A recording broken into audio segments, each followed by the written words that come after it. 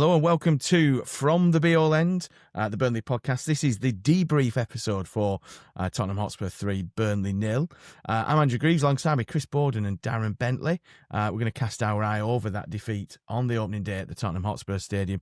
Have a bit of a look around the Premier League to see where the runners and riders are after one game, although still with Leeds United versus Everton to come on Monday evening.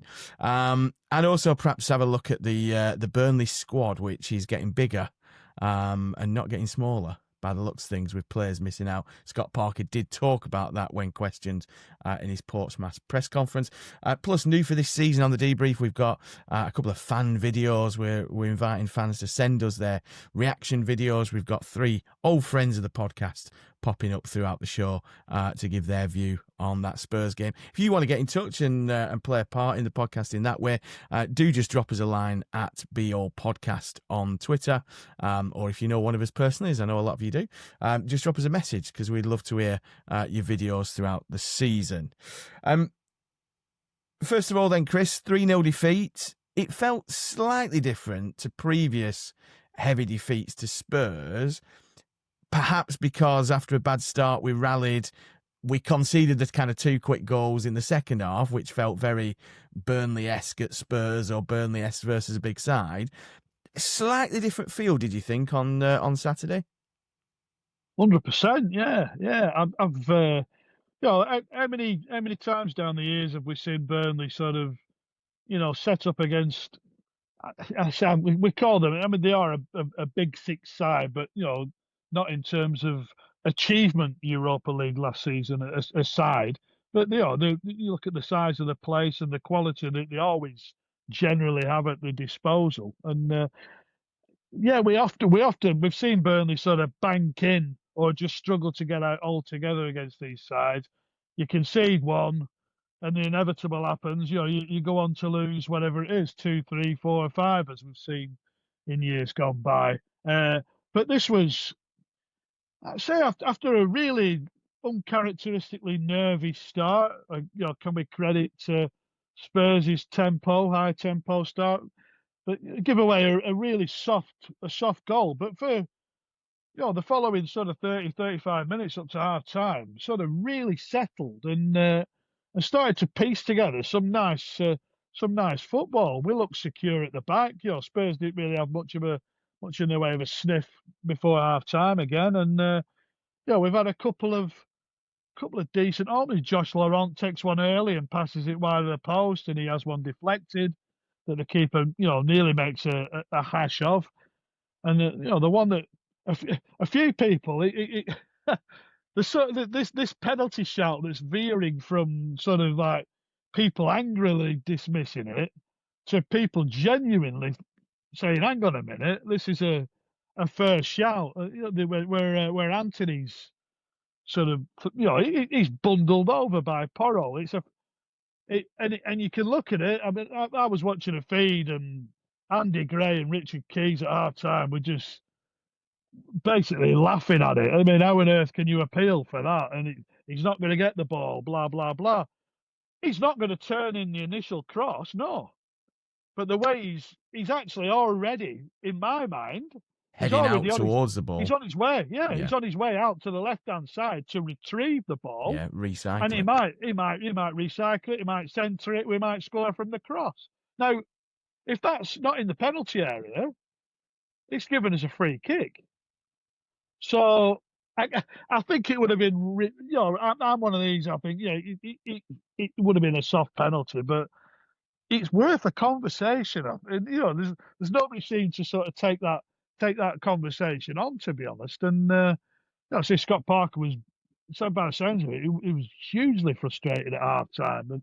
But again, half time we come out, we were all right for the first 10 minutes, and Hannibal has the opportunity from Anthony's, Walker's great ball, Anthony's magnificent first touch that we've spoken about at length before, and they go and score a wonder goal. And Richarlison won't play like that for the rest of the season. And Kudus already has 2 assists to his name after a whopping 3 assists last season at West Ham. Just one of those. It's clinical. You're up against the clinical nature of teams. we weren't clinical with the openings we have, and well, it's not even a chance, is it? The second one, it's just this unbelievable finish. That's what you're up against, isn't it? 50, 60 million pound forwards every other week. Yeah.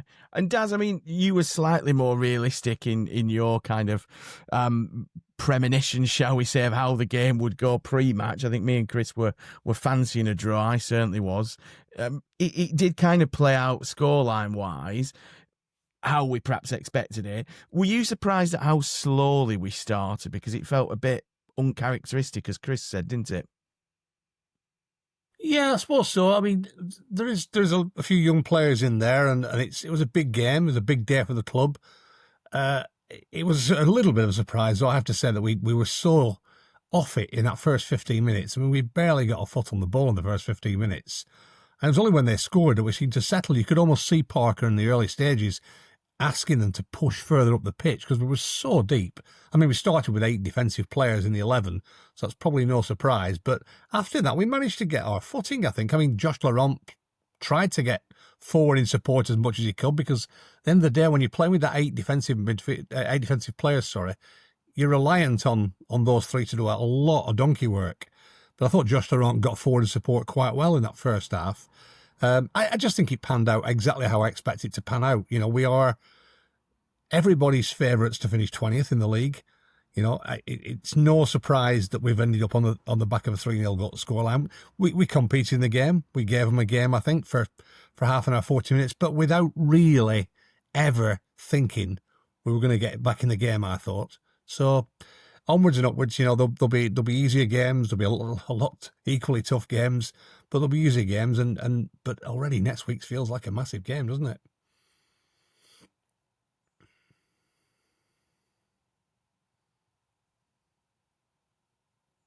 Yeah, and Chris, slightly kind of frustrating that 2 games in, we're already, or second game in, we're already talking about a massive game.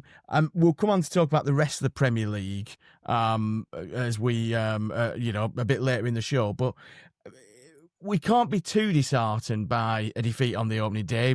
You know, we've seen Man United get a defeat on the opening day today. You know, we've seen other teams drop below us. Certainly Wolves against Manchester City and West Ham, as we've mentioned. But, I mean, this team under Scott Parker seems to thrive on being the underdog and that pressure, and this is the culture he's built. Do you expect us to kind of approach the game, or him to approach the game differently next week from maybe a formation point of view? You know, Daz mentioned 8 defensive players in that 11, that starting 11. You know, is it a chance against Sunderland to kind of go, they've probably not been that well tested by what looks to be a very poor West Ham side, actually getting Ugo Chukwu in, who looked good, I thought, when he came on, you know, perhaps solving the right back issue, because I'm not sure Son is the answer at the minute, and hopefully getting Breuer either in support of Foster or giving him at some game time. Do you see Scott Parker making changes for that game against Sunderland?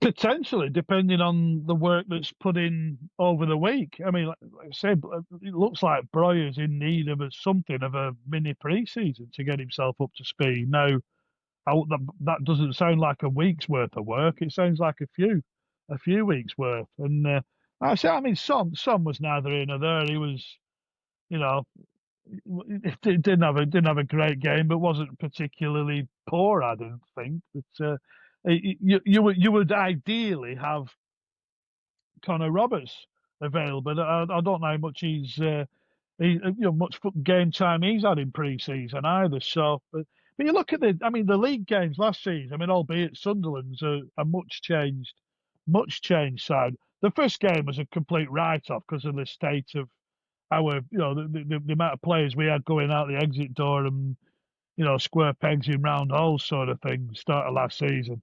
But the return, which we were ultimately fortunate to draw with the 2 late penalties, but we didn't really lay a glove on Sunderland last season. And, they've obviously, well, I mean, I don't know where they found money, but down the back of the sofa that they didn't spend a bean last season. And here they are throwing the kitchen sink at it this time around.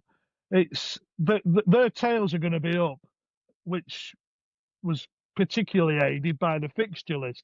Because I think a lot of people would have fancied West Ham at home early Absolutely. doors in this Premier League campaign, because to me they look like they did under Pellegrini, where they look a bit of a soft touch. They've not added, strengthened the squad. To me, they look a weaker squad. There's a lot of unrest towards Potter from the West Ham fans, and I think it looks like they're all sort of starting to pine for David Moyes now. They didn't realise that they had what they had when they had him. So it's going to be I think it might be a safety first. It might be a safety first job on Saturday, like at home against Leeds last season, where he sort of goes out to, to try and win the game, but make sure we don't lose that, because I think it's very important. We'd obviously love to win the game, but it's very important we don't lose it.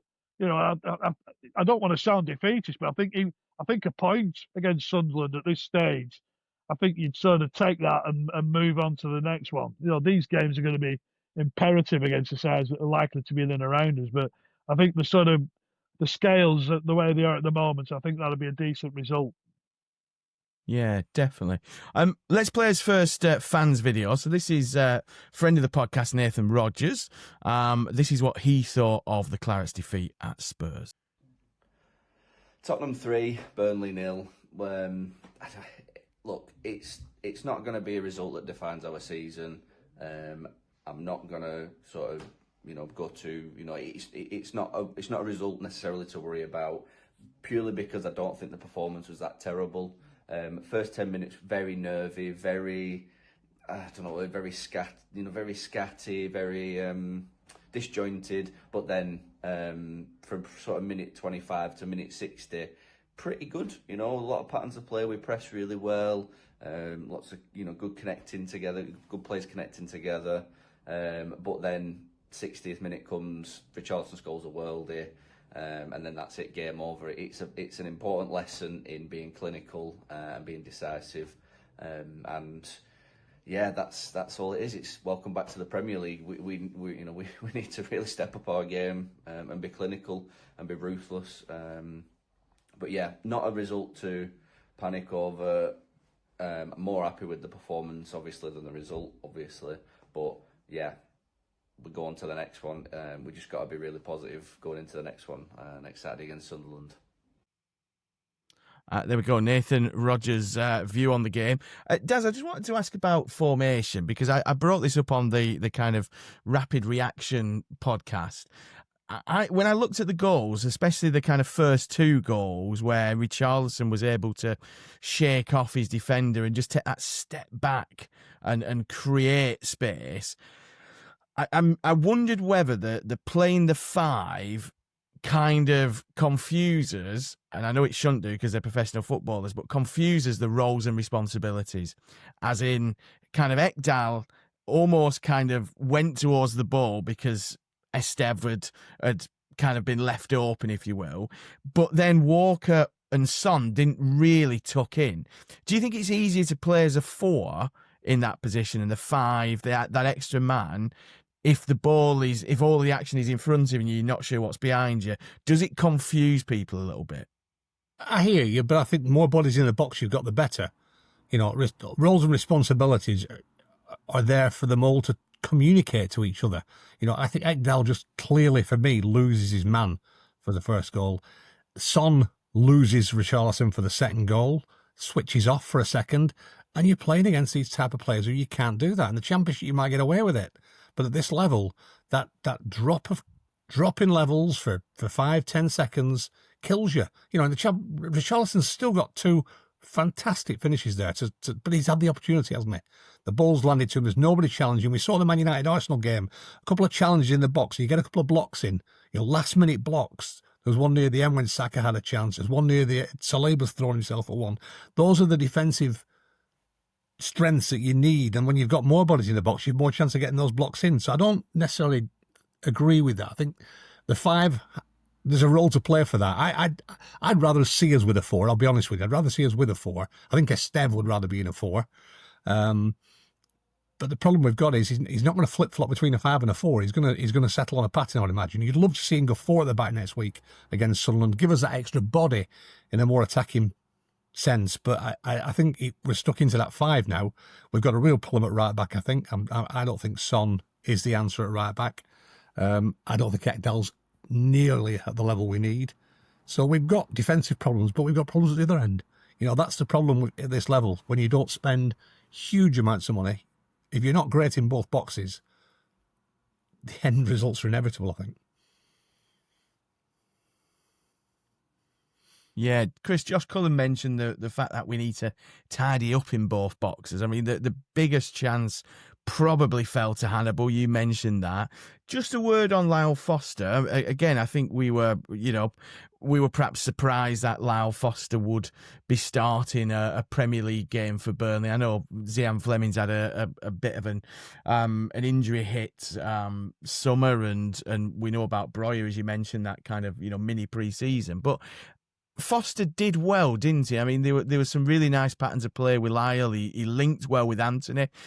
He kind of helped Burnley get up the pitch and get at what looked to be at times a fairly unconvincing Spurs defence. Were you surprised at what you saw from Lyle Foster, or do you think the kind of Premier League suits him, even if it's not from a goal-scoring point of view? I wasn't surprised because, as we said on in Friday's podcast, he's always had the attributes. It's stringing this together on a consistent basis. Now, the Premier League does suit him because he's not coming up against teams who are banked in every week. He's coming up against teams who are on the front foot and they leave space in behind. But they also have, you look at them, they aren't just the best defenders in European world football. They're the quickest. They're the strongest. They're the toughest. Van der Ven's a freak. You see in a centre half there who's got sprinter's pace. More often than not, you see those players sort of in the wide areas, in the forward areas, sort of thing. Ridiculous. I mean, he got the measure of Romero a couple of times, and we're talking. Again, he's a World Cup winner. He's an elite, he's a Spurs captain, an elite centre half, and he caused him a number of problems. And Romero's picking up 3, 4 little niggly fouls here and there, and I don't think he got booked in the end. But he gave him an awkward afternoon. But we've seen he's got a turn of pace. He's a good shuttle at carrying the ball. Getting us up the pitch. As you said, he combined really well on occasion with Anthony, who can get in this formation, can get closer to Foster and sort of play off each other. His hold-up play has come on as well. He looks a whole lot better in that respect. And he didn't have much in the way of a chance.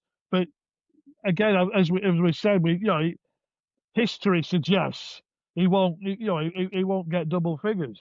I don't think he's ever done it in his professional career, sort of thing. But I was hugely encouraged by what I saw yesterday, and certainly something to build on. All we ask is, you give everything. We know you're up against the very best, and he gave everything yesterday. I thought he was terrific. Yeah.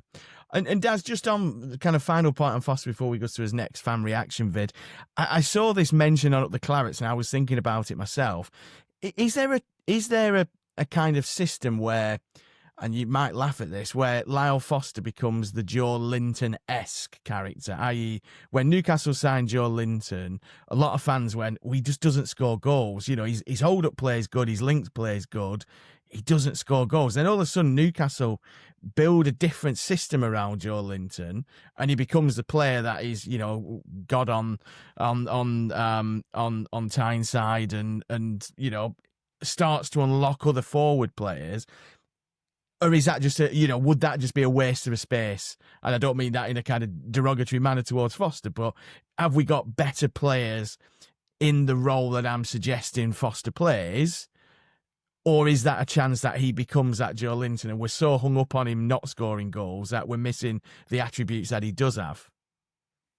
We don't see him in training every week, so we don't know what he performs like in training, but he's clearly not. The boy's clearly not a goal scorer. Now he could operate a 10, but he does a lot of his best work for me in and around the centre circle and 35 yards from goal, which is probably why he doesn't score many goals. So a 10 might suit him in a deeper role. Is he then going to get forward and get at the end of things Brownhill-like? I don't know. I fear I feel Lyle Foster will probably get shuttled around a little bit. I think when everyone's fit, he'll be the one that drops out. I don't see a future for Lyle Foster in a Burnley side that's trying to score goals to stay in the Premier League. You know, he ain't going to fit out left. I thought Anthony was good, by the way, on Saturday. I thought Anthony looked like a player who could step into the Premier League quite easily, I think. And I think the faith that Parker's putting him in was justified, I think. So if he's not going to play on the left, is he going to play as a 10? I don't think he is. He's not a 9. I think he might need a cushion pretty soon, because I think that bench is going to get quite comfy for him. Absolutely, there you are. That's my theory on Joe Linton shot to smithereens. Let's get another fan reaction video. This one again. I'm hoping Martin Barnes, former editor of When the Ball Moves, will dig me out of this Joe Linton-esque spiral that I've got into. But this is Barnesy, from former editor of the Burnley fanzine When the Ball Moves, and a former guest on the podcast. Here's what he thought of the Spurs defeat. Greetings from a sunny South Yorkshire. I thought we played pretty well, to be honest. Yesterday, I think, as has already been alluded to on Match of the Day, we need to be more clinical with the chances that we get. That was one of the main differences. Other than the goals, I didn't think Tottenham, ripped us apart or anything like that, or we looked completely out of place. I just think they had a striker, Richarlison, who managed to lose Sonny and Walker a couple of times.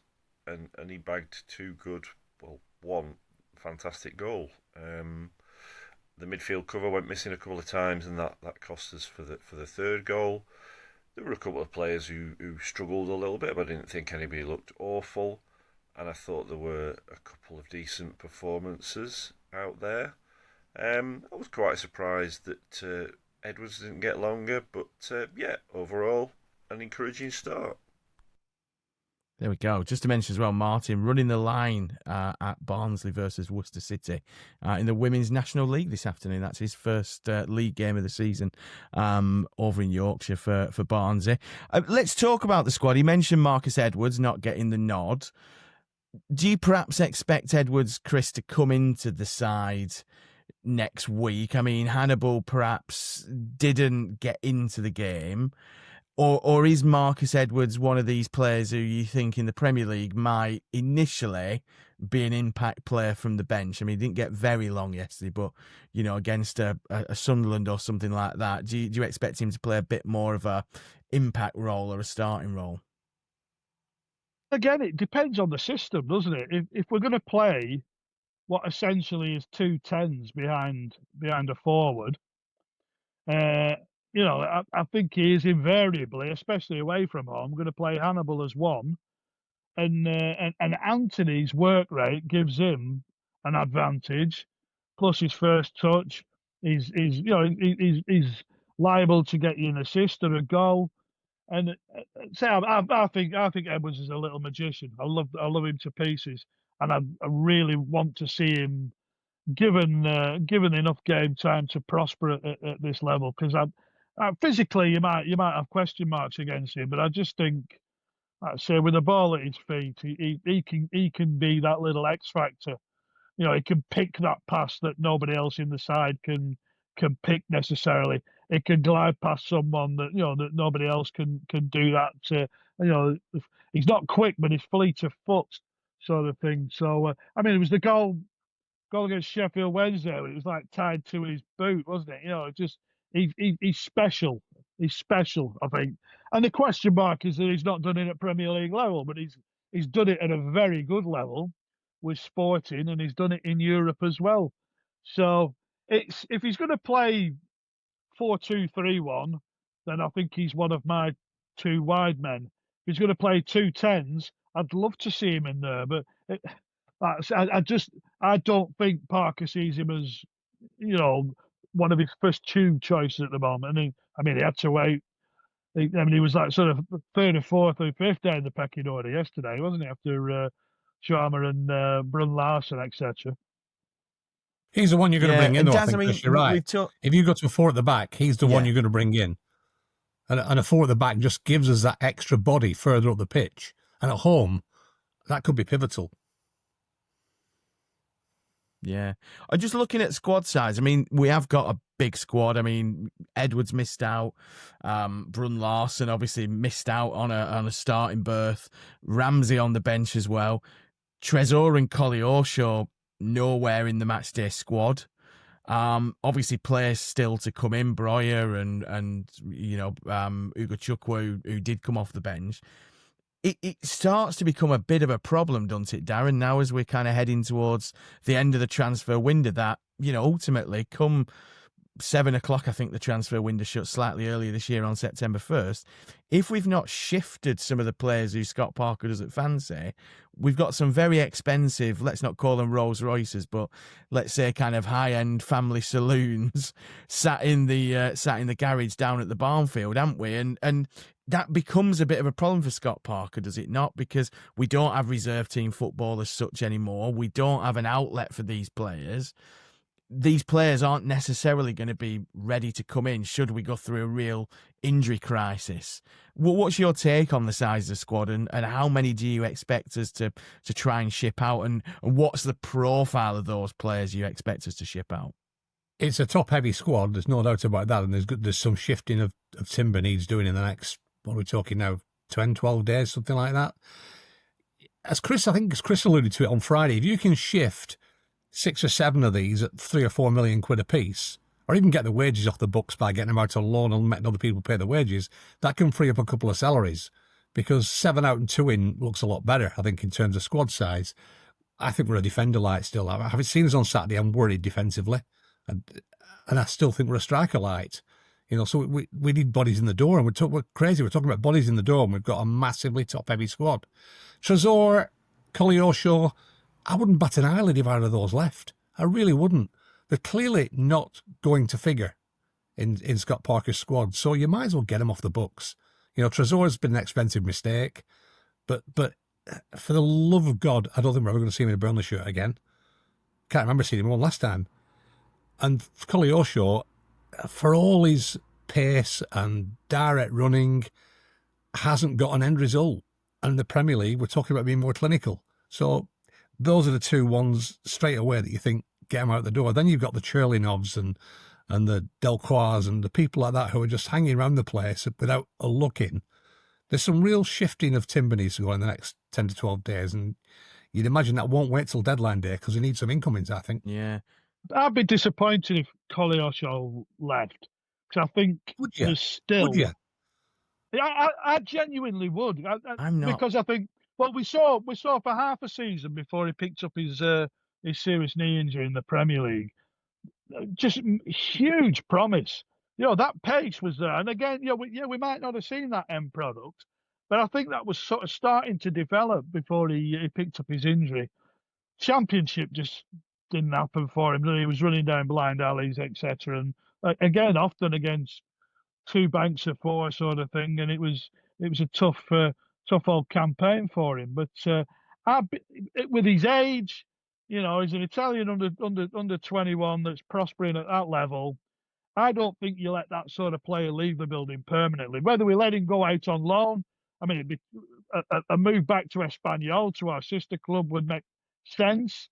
But I'll be loath to just abandon the project altogether. I like seeing players develop, and I still think there's a lot to develop there. Trezor, again, I say he's had a blank slate of a pre-season. He's put the time in. Again, I haven't seen him. We don't know how many training sessions he's had, how many pre-season outings he's had technically, but. If he's not in the 20 on match day 1, having had a clean slate to impress Scott Parker, then what are we doing? Just get shut, cut our losses. We'll do well to get a tenth of what we paid for him, given what he's achieved in his 2 years with us, and write that off as a ridiculously expensive mistake. Well, you can file him under Ben Gibson, etc. Can't you? Just signings, he just didn't happen. At least we got 7-8 million quid back for Ben Gibson in the end. We're not going to get that for Trezor. No, I have to say I do agree with Daz. I'm not sure I'd be that upset if Kolio Shaw did leave. I kind of agree with you, Chris, in terms of getting him out on loan as a first protocol. I think just to get him games, get him some development time, because it has been stunted. I mean, I believe Delquar, not Delquar, sorry, I believe Cherlinoff and Obafemi are kind of training with a separate group, so they're not part of that. I did mention to somebody down who's kind of around and about the training ground on a regular basis, asked them whether they were training or whether they were just basically sat at home waiting for phone calls. But apparently they are training, but they are obviously trying hard, and the club are assisting them to try and get clubs. But I mean, Daz, we used to whinge about kind of not getting any signings, and we kind of touched on that in as piece with Sean Dyche when we had him on the podcast. The last 5-6 windows has been the complete opposite of that answered, and it's kind of, as you said, it's given us a top-heavy, really unbalanced squad, which makes it really difficult to trim in the right way. Because I agree with you. I think we're a defender like Tuanzebe, not fit enough for the 20 already. Worrell, probably is a mirror almost of Ekdal in terms of not got a lot of pace, brilliant defender, but you have question marks at this level. Is that one of the pitfalls of having the project that we've got, is that you do fill your books with players and, you try and get a little bit here and you try and get a little bit there. I mean, we've seen Sambo go out to Sparta Rotterdam. He's one of them I think we picked up for next to nothing, but, he has a good spell in Holland. You might go for 2.5-3 million. I think we saw Bobby Thomas, is it, linked with Sheffield United for 8 million. It only takes a loan move to suddenly turn we're not going to make out on that player into we've made 5 million on a player we paid, 500, 800, 900,000 for. But it does make it difficult, doesn't it? Because you stockpiling players and then suddenly you're a bit like, shit, we're paying all these wages. We've shuffled the pack now 3 seasons in a row, and I think I did some analysis, a quick tweet a couple of weeks ago. It's over 60 signings in the last 3 seasons, which is a measure of how well we've done to integrate players so quickly and be successful. Certainly under Scott Parker, to get that team promoted last year, having thrown it together at the 11th hour. But there's going to come a time when that doesn't work. It clearly appears to be the model of the club. Bring them in, buy them young, get them out the door more expensive. You can only keep doing that for so long. We've talked for so long now about the Brentfords and Bournemouths of this world, where they might come a cropper by doing that. And it's a similar sort of model, isn't it, on a lower scale? But you've got to carry a leaner squad. Even Pep Guardiola's talking about his squad being too heavy. When Manchester City are talking about having a squad too heavy, it's a problem. So we've got to cut some timber. We've said that. We've got to get those squad numbers down. If they're not going to get a game, they're not going to feature in the squad, and we've got 3 or 4 options per position, then halve them. Get the bodies out the door, get the money in, and then get some bodies in the door that are going to feature. That's the model, though, isn't it, at the minute? That's the way it seems that Alan Pearson, his ownership model is going to look. Yeah, it certainly does.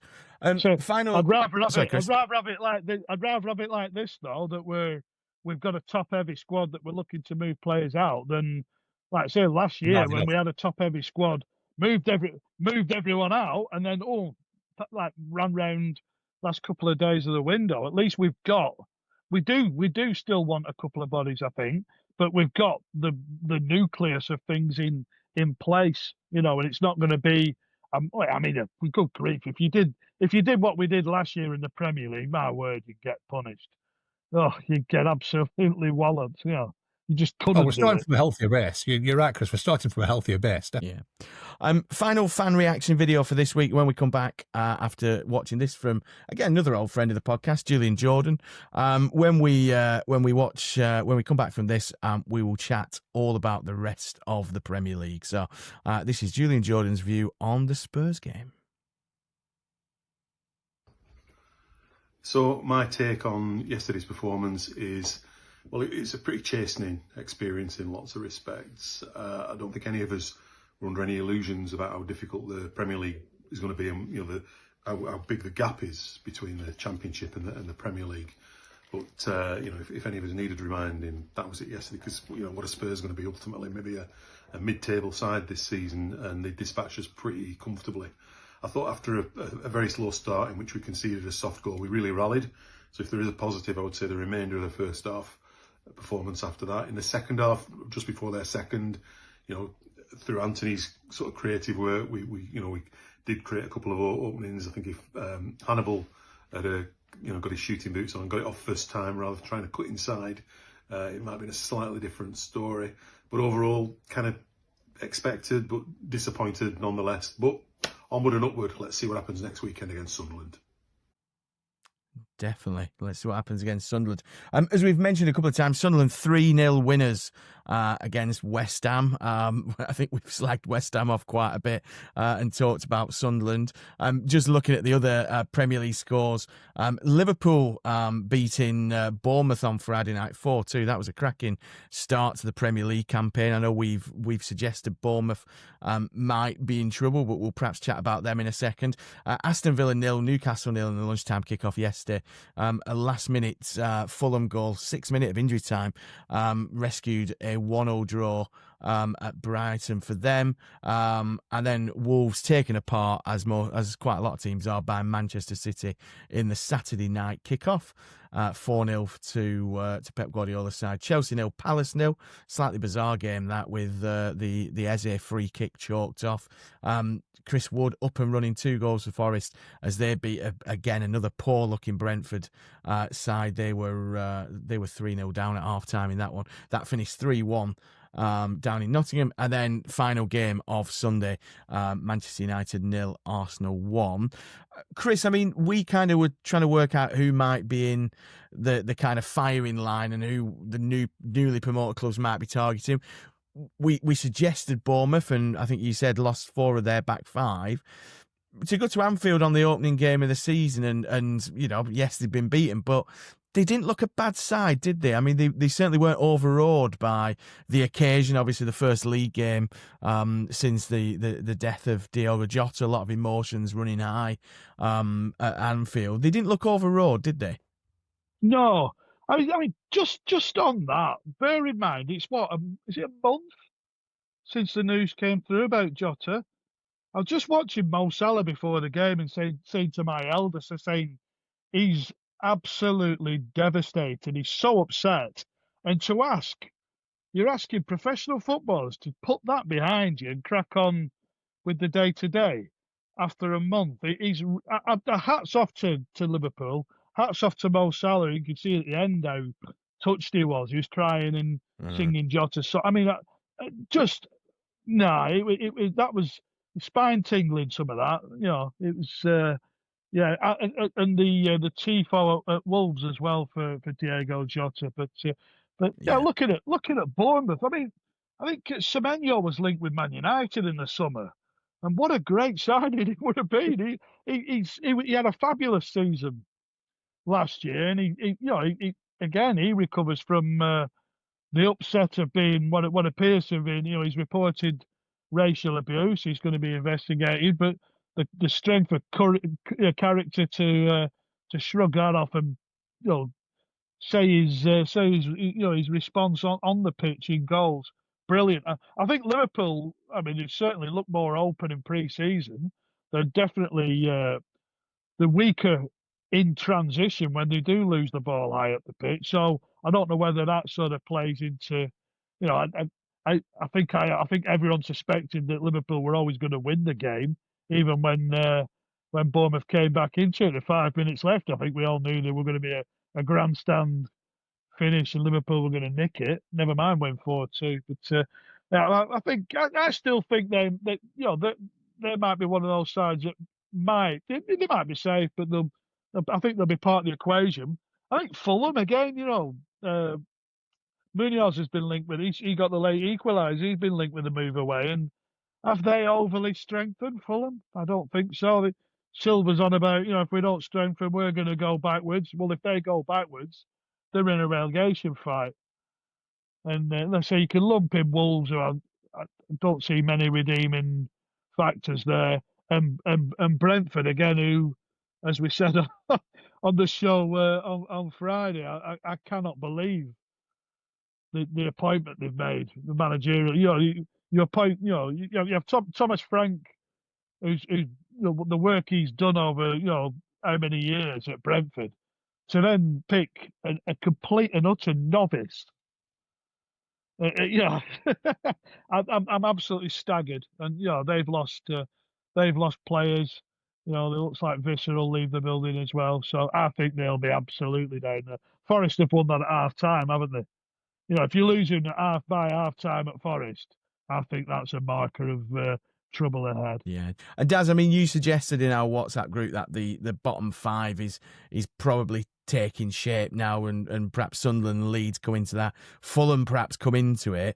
There's a little bit of heartening kind of reality there that the mini league isn't a mini league of three and you just try not to finish bottom or second bottom. It is almost this season, you suspect, a mini league of 5 to 7 teams, isn't it? Which for the newly promoted clubs at least gives a bit of a chink of hope to.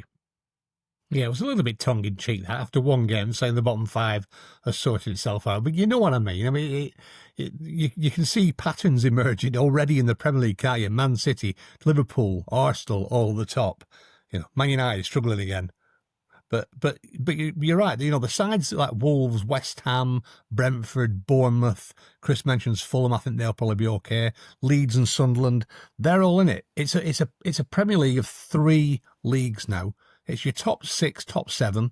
It's your perennial Premier League teams like Crystal Palaces and Evertons and Newcastles and Brightons, those kind of teams. And then it's the rest. And it may well be musical chairs at the bottom. And whoever's in the, not got a seat at the end after 38 games is relegated.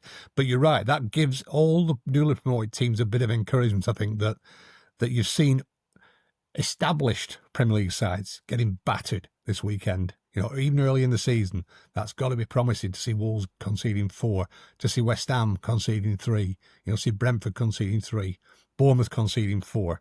That you're not alone in that. Sides at the bottom of the league will struggle defensively and struggle to score goals, and it's picking up the right results at the right time. And that could be when you play teams as well, by the way. That can be about when you play them.